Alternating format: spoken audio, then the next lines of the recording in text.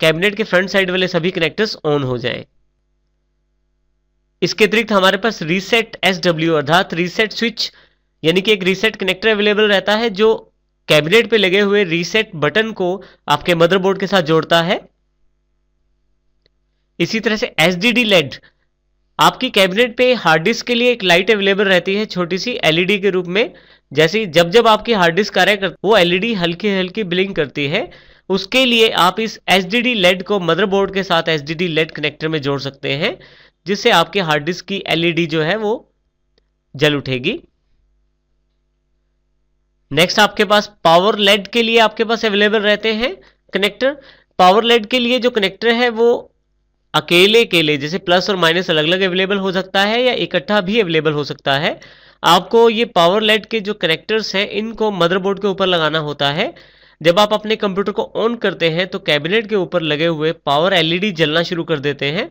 वो इसी कनेक्टर की वजह से जलते हैं क्योंकि कैबिनेट पे लगी हुई LED को मदरबोर्ड के साथ इसी कनेक्टर के द्वारा जोड़ा जाता है। कंप्यूटर को ऑन करने के लिए जिस स्विच का प्रयोग करते हैं वो पावर बटन कहलाता है। इसके लिए पावर कनेक्टर अवेलेबल रहता है कैबिनेट में। इस कनेक्टर को जैसे ही आप मदरबोर्ड के पावर कनेक्टर के साथ जोड़ते हैं तो जब आप नेक्स्ट टाइम पावर बटन को प्रयोग करेंगे कैबिनेट के ऊपर, आपका कंप्यूटर ऑन हो जाएगा क्योंकि इस कनेक्टर की वजह से आपका कैबिनेट का पावर बटन मदरबोर्ड के साथ जुड़ चुका है।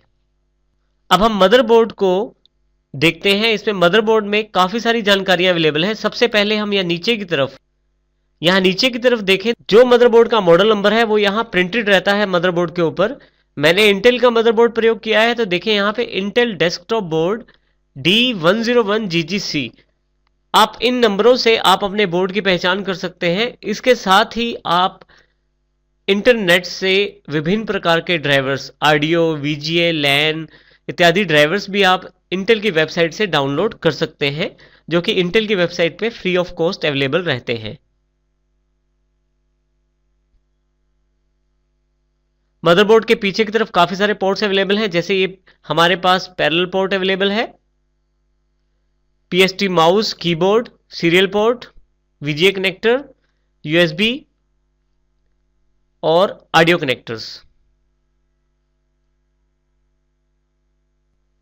इसके अतिरिक्त आपके पास यहाँ प्रोसेसर सॉकेट के लिए जगह होती है जिसमें आप प्रोसेसर फिट कर सकते हैं। इसके साथ प्रोसेसर के लिए एक लॉक दिया जाता है, जिसको लॉक को ऊपर उठा के आप प्रोसेसर इस सॉकेट में रख सकते हैं। इस लॉक को ऊपर करके आप देखिए यहां से आप प्रोसेसर सॉकेट खोल सकते हैं और प्रोसेसर रख के फिर इसको बंद कर सकते हैं।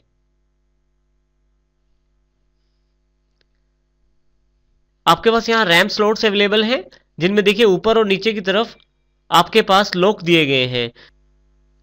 इन लॉक को आप देखें इस प्रकार से खोल सकते हैं और जिसमें रैम फिट करने के पश्चात आप इन लॉक को बंद कर सकते हैं। ये लॉक स्लॉट के दोनों तरफ अवेलेबल रहते हैं। देखिए इस प्रकार आप खोल सकते हैं लॉक को और इस प्रकार आप बंद कर सकते हैं।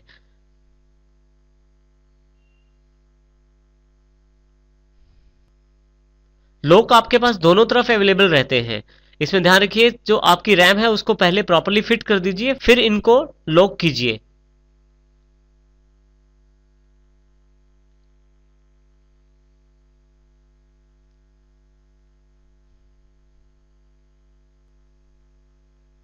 नेक्स्ट हमारे पास देखिए ये जो पावर कनेक्टर है इसमें आप SMPS का जो 24 पिन वाला कनेक्टर है वो यहां फिट कर सकते हैं।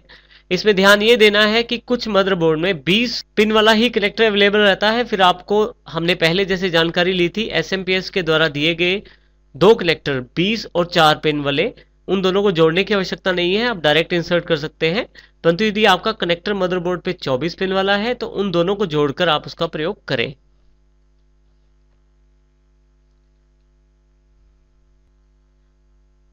यहां देखें हमारे पास फ्लॉपी के लिए आईडी पोर्ट, जिसके द्वारा फ्लॉपी को इस मदरबोर्ड के साथ जोड़ा जा सकता है आईडी केबल की सहायता से।